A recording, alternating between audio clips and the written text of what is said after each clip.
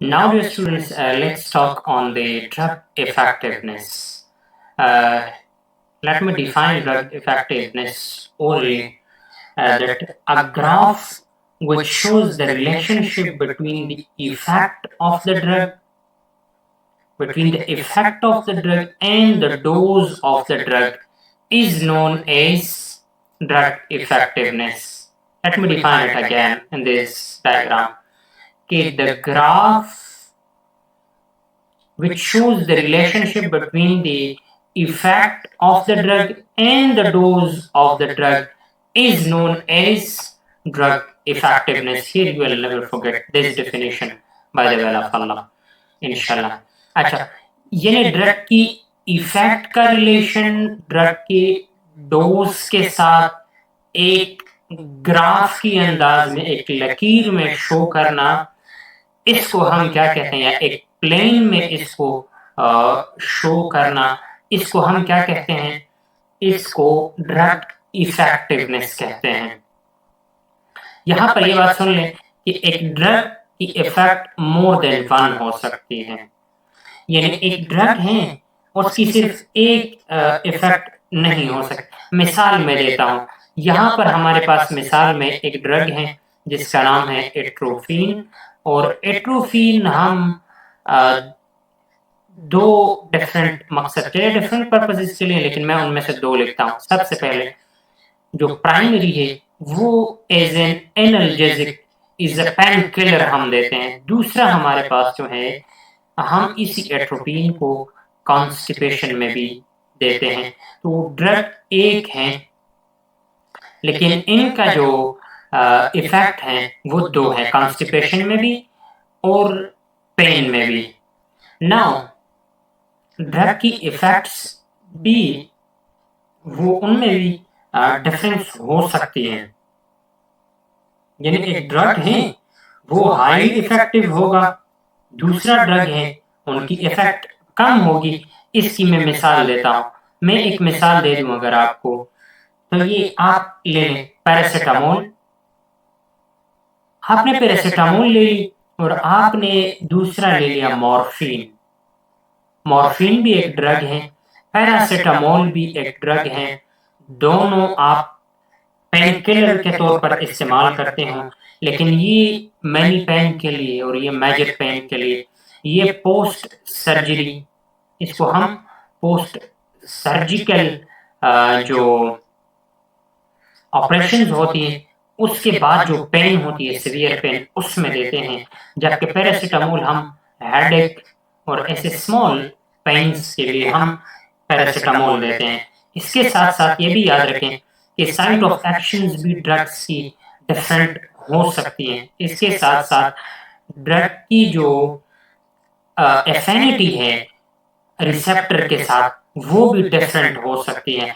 अब एफिनिटी की डेफिनेशन सुन ले डियर स्टूडेंट्स, कि how much a drug sticks to its receptor is known as affinity.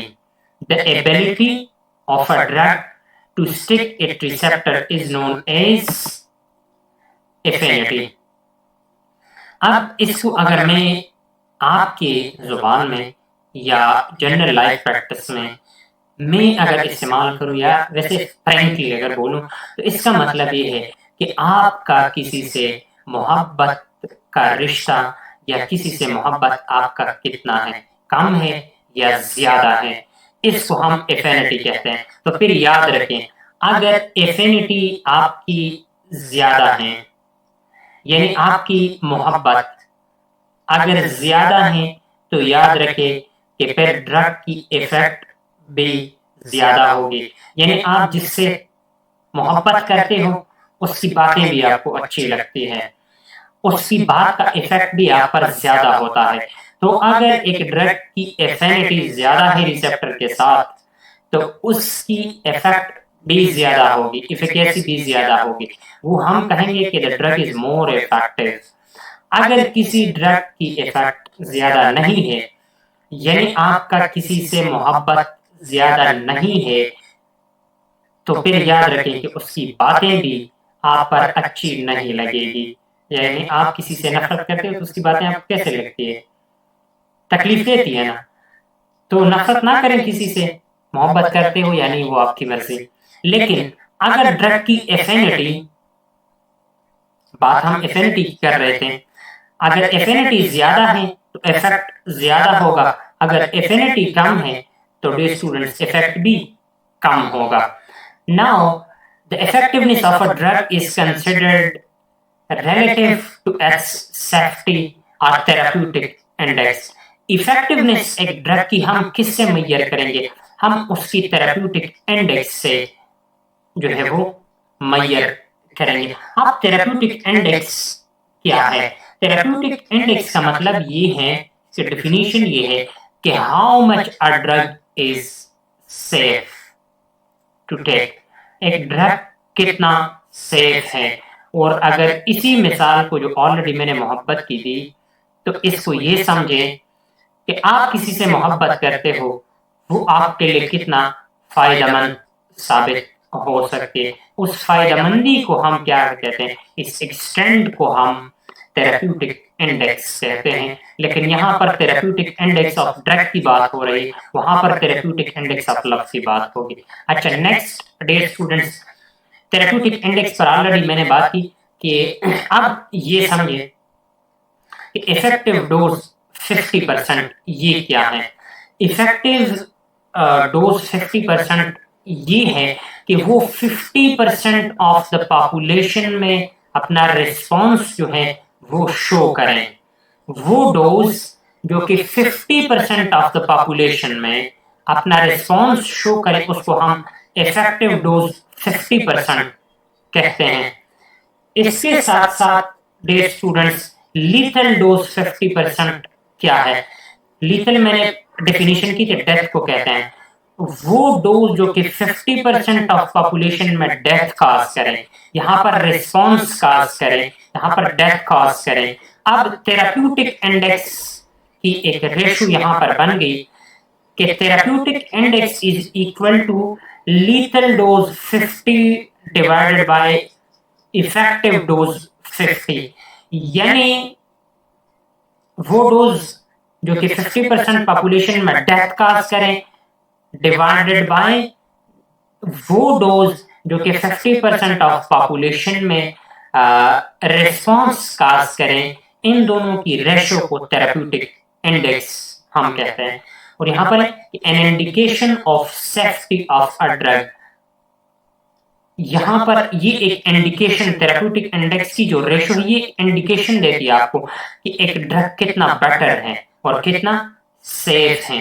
यहाँ पर ये देखें, ये एक मार्जिन ऑफ सेफ्टी है कि इतना ये ड्रग जो है ये कैसा है, ये सेफ है, safe to take, safe to administer है।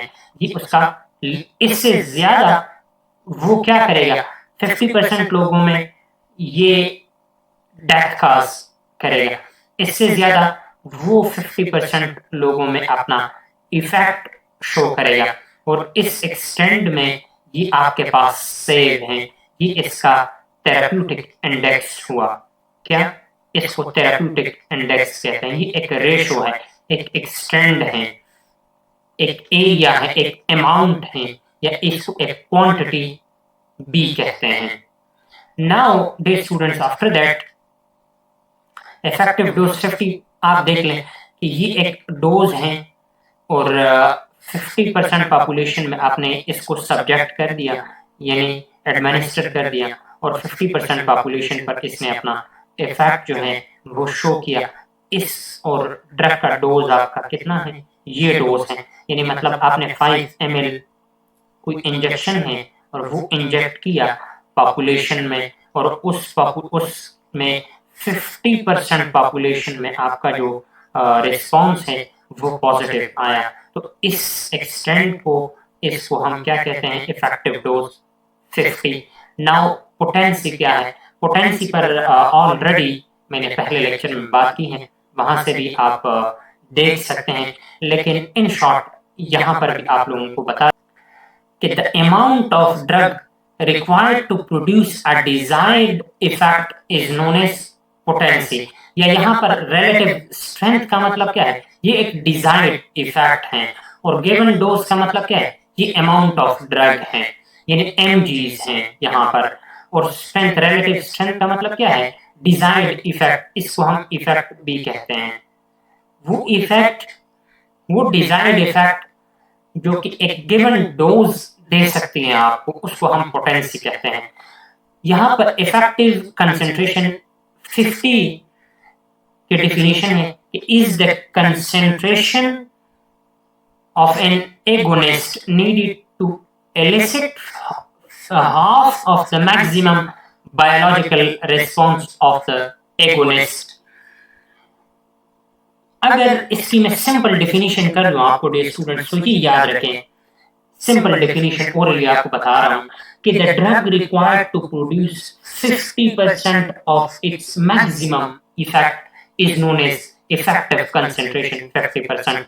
क्या मैंने कहा कि द ड्रग यानी वो डोज, वो drug required to produce 50% of its maximum effect, maximum कितना, 50% ऑफ द मैक्सिमम इफेक्ट को जो प्रोड्यूस करें, इसको हम क्या कहते हैं, इफेक्टिव डोज 50%। फिर इसके बाद कहते हैं कि the potency of an antagonist is inversely related effective dose 50%। यहाँ पर हमने मैक्सिमम इफेक्ट की बात की, तो अब एगोनिस्ट की इनवर्सली क्या होगा, एंटागोनिस्ट। अब एंटागोनिस्ट क्या है, वो इफेक्ट को क्या करेगा, मिनिमाइज करेगा, कम करेगा। तो मैक्सिमम की अपोजिट क्या है, मैक्सिमम का अपोजिट तो मिनिमम ही है ना। तो potency of an agonist is inversely related to effectiveness. ठीक है डियर स्टूडेंट्स। नाउ यहां पर जो एक कर्व दी गई है, इस कर्व को हम क्या कहते हैं, ड्रग रिस्पॉन्स कर्व हम इसको कहते हैं। अब एक एगोनिस्ट की जो पोटेंसी है डियर स्टूडेंट्स, वो उसकी इफेक्टिव कंसंट्रेशन 50% के साथ, जिसको मैंने ऑलरेडी डिफाइन किया कि the drug required to produce 50% of its maximum effect, इसके साथ इसकी इनवर्स रिलेशन है। इसका मतलब ये है कि अगर पोटेंसी ज्यादा है तो इफेक्टिव कंसंट्रेशन 50 कम होगा, अगर इफेक्टिव कंसंट्रेशन 50 ज्यादा होगा तो पोटेंसी क्या होगा, कम होगा। इस कर्व में आप देख लें, ड्रग रिस्पॉन्स कर्व है, ये जब राइट से लेफ्ट इस साइड पर जाती हैं तो इसकी पोटेंसी जो है उसमें इंक्रीज आती हैं। पोटेंसी की इंक्रीज की वजह से, potency mean the amount of drug required to produce a desired effect, इसकी डिक्रीज के साथ, ग्रेटर पोटेंसी के साथ लेफ्ट टू राइट जो है वो राइट टू लेफ्ट जो है उसमें इन्हांसमेंट आती है या इंक्रीज आता है। यहाँ पर आप देख सकते हैं हमारे पास दो ड्रग्स हैं, यहाँ पर ये फ्लॉक्सिटीन है और यहाँ पर ये हमारे पास एमिट्रिप्टाइलिन एक ड्रग है। दोनों ली गई हैं, दोनों की पोटेंसी आप देख लें, एक की 10 मिलीग्राम ली गई है और एक की हमारे पास 100 मिलीग्राम डोज ली गई है, और इनकी इफेक्ट जो है यहाँ पर आप देख सकते हैं। इफेक्ट जब इनकी इंक्रीज हो रही है तो ग्राफ भी इंक्रीज हो रही है। इनकी अगर पोटेंसी की बात करें तो पोटेंसी पर लेक्चर नंबर 1 में मैंने बात की थी, वहाँ उसकी लिंक यहाँ से आपको मिल जाएगी। मैंने तब भी एक बात आपको की थी बेटा कि याद रखें कि जब भी डोज, जितनी डोज कम होगी और इसके साथ साथ जितनी उसकी इफेक्ट ज्यादा होगी, क्या डोज जितनी कम होगी इफेक्ट जितनी ज्यादा होगी, तब मैंने बात की थी कि पोटेंसी उतनी ही ज्यादा होगी। यहां पर अब आप देख लें पोटेंसी, यहां पर मिलीग्राम किसकी कम है, इसकी कम है, और इफेक्ट किसकी ज्यादा है, इफेक्ट भी इसकी ज्यादा है।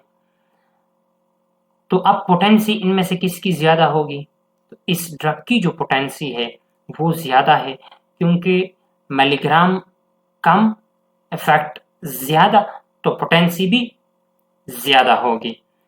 नाउ डे स्टूडेंट्स, इफिकेसी क्या है?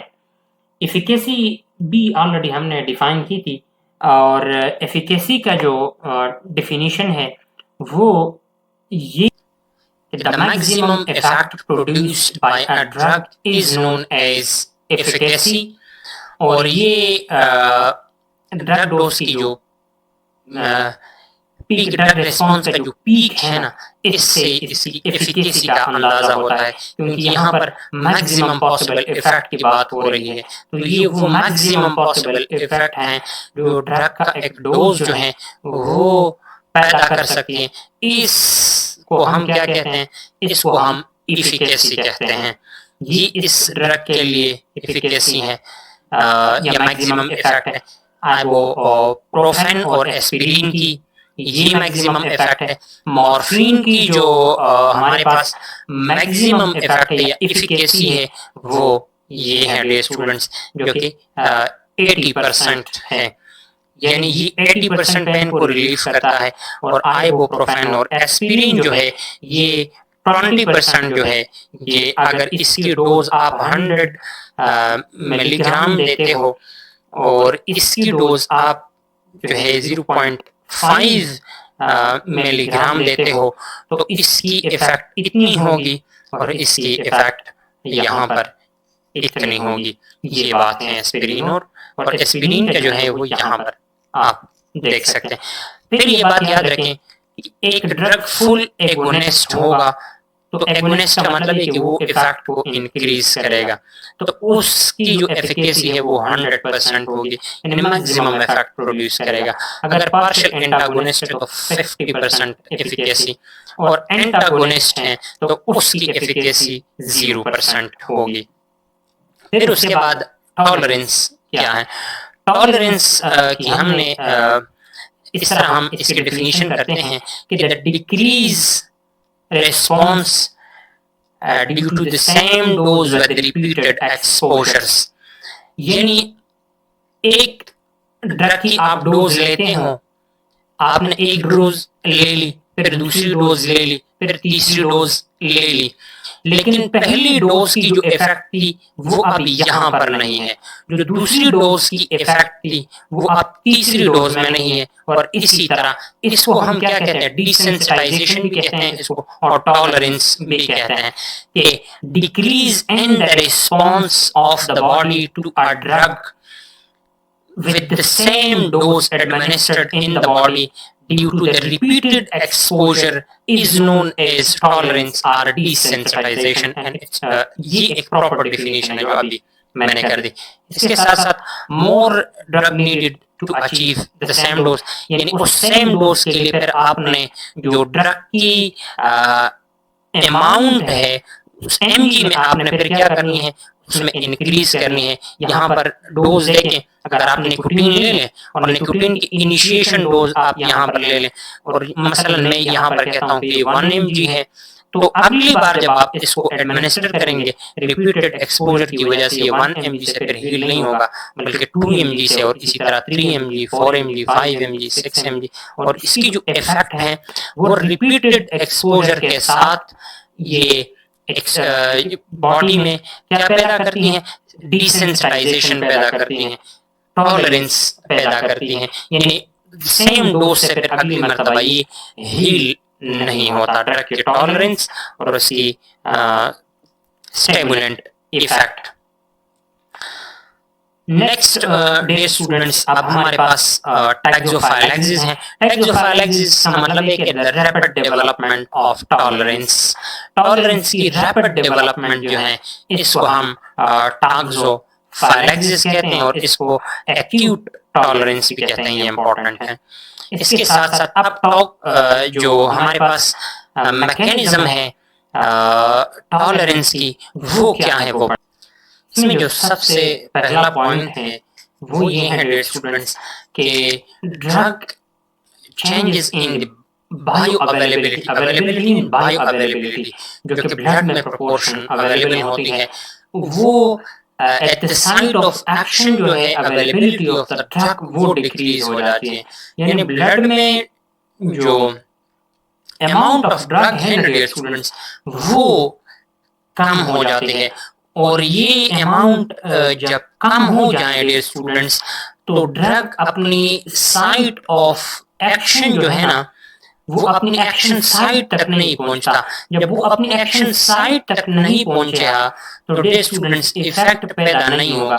जब इफेक्ट पैदा नहीं होगा तो इसी को तो टॉलरेंस कहते हैं। डिक्रीज्ड एब्जॉर्प्शन, मिसाल के तौर पर गैस्ट्रोइंटेस्टाइनल ट्रैक्ट में कोई प्रॉब्लम है, स्टमक की एसिडिटी ज्यादा है, और इसी वजह से अगर एब्जॉर्प्शन में कोई मसला आ रहा है तो इस वजह से भी टॉलरेंस पैदा हो सकती है। इसमें इंक्रीज बाइंडिंग डिपॉट साइट, मिसाल के तौर पर जो ड्रग मॉलिक्यूल्स हैं वो बॉन के साथ, मसल के साथ और इसके साथ साथ फैट सेल्स के साथ इवन अगर वो बॉन्ड बनाए और वो बॉन्डेड फॉर्म में ब्लड में चला जाए, जिस तरह मैंने इससे पहले लेक्चर में बात की थी, तो वो क्या है, उसकी वो बायो अवेलेबिलिटी को इफेक्ट करती है, डिक्रीज करती है, क्योंकि ये तो बाइंडेड है ना। और मैंने बात की थी ना, free molecules, free drug molecules होते हैं और ब्लड में, और एक बाइंडेड ड्रग मॉलिक्यूल होते हैं। इफेक्ट जो है वो फ्रीली मूवेबल मॉलिक्यूल जो ब्लड में होते हैं वो बायो अवेलेबल ड्रग होते हैं, या उसकी जो है वो बायो अवेलेबिलिटी होती है इस फ्रीली मूवेबल की वजह से, क्योंकि ये ही तो एक्शन, पोटेंशियल एक्शन पैदा करेगा, और एक्शन करके उसके बाद ये इनएक्टिवेट हो जाएगी और बॉडी से इसकी रिमूवल हो जाएगी। अगर ये ड्रग मॉलिक्यूल यहाँ इन डिपॉट साइट्स में डिपॉट हो जाए या बाइंड हो जाए तो इसकी वजह से भी टॉलरेंस पैदा हो सकती है। और ड्रग रिसेप्टर में की जो इंटरेक्शन है, अगर उसमें कोई चेंज आ जाए तो फिर इस वजह से भी टॉलरेंस पैदा हो सकती है। मिसाल के तौर पर समटाइम्स रिपीटेड स्टिमुलेशन की वजह से बॉडी में इस तरह होता है कि रिपीटेड जब स्टिमुलेशन आ जाती है तो बॉडी उसके लिए रिसेप्टर्स जो हैं, रिसेप्टर्स की प्रोडक्शन को वो रिसेप्टर्स ही कम कर देते हैं कि ये बार बार वैसे भी आता है, तो इससे क्या फायदा। मिसाल के तौर पर मैं आपको मिसाल दे दूं, एक सेम सॉन्ग है ना, वो आप बार बार सुनते हैं, आपको कैसे फील होता है, अरे इग्नोर करो यार। इसी तरह सेम जब एगोनिस्टिक मैकेनिज्म होती है ना बॉडी में बार बार, तो रिपीटेड एक्सपोजर की वजह से बॉडी कहते हैं इस चीज की तो मुझे जरूरत नहीं है, तो जब जरूरत नहीं है तो फिर उसके लिए वो अपनी रिसेप्टर जो है उसकी फॉर्मेशन ही खत्म कर देती हैं और ये कम हो जाती है। और डाउन रेगुलेशन, डाउन रेगुलेशन का मतलब ये है कि when the number of receptor get decreased, then the number of drug molecules is known as down regulation of receptor. This was ये प्रॉपर डेफिनेशन ये लिख लें अपने पास कि जब रिसेप्टर्स कम हो जाएं और इसके साथ साथ जो ड्रग मॉलिक्यूल्स हैं ना और वो ज्यादा हो जाएं, when the number of receptor get decreased, then the number of the drug molecules is known as drug tolerance. और इसके साथ साथ यहाँ पर एक इम्पोर्टेंट पॉइंट लिखें कि जो डिसेंसिटाइजेशन है ना रिसेप्टर की, वो भी एक इम्पोर्टेंट फैक्टर है। डिसेंसिटाइजिंग ऑफ रिसेप्टर्स, अगर रिसेप्टर डिसेंसिटाइज हो जाए ना, वो अपनी इफेक्ट ही करना देना छोड़ दें। मिसाल के तौर पर अभी मैंने यहाँ पर एग्जांपल ले ली ना सेम सॉन्ग की, बिल्कुल इसकी भी इफेक्ट वैसे ही है। और इसके यहाँ पर एक एग्जांपल आप देख लें कि चेंज इन रिसेप्टर इंटरेक्शन, इसमें मैं आपको एक और मिसाल भी जनरल लाइफ मिसाल दे देता हूँ आपको। इसमें इस तरह होता है कि ये ड्रग जो है और रिसेप्टर ये दोनों एक दूसरे को प्रॉपर्ली अंडरस्टैंड नहीं करते, जानते एक दूसरे को नहीं है। तो जब भी एक दूसरे को जानते ही नहीं है तो इंटरेक्शन क्यों करेंगे? रिसेप्टर आके उसको हु आर यू, हाँ, I have never seen you, मतलब कहते हैं ना कि मैंने आपको तो पहले कभी देखा ही नहीं है, आप हो कौन, जिस तरह हम अननोन लोगों को कहते हैं ना। तो इसमें जब इन दोनों में कोई इंटरेक्शन में चेंजेस आ जाएं तो फिर दोनों आपस में इफेक्ट को प्रोड्यूस नहीं करते, और इस फेनोमेना को हम क्या कहते हैं? Changes in drug receptor interaction. Next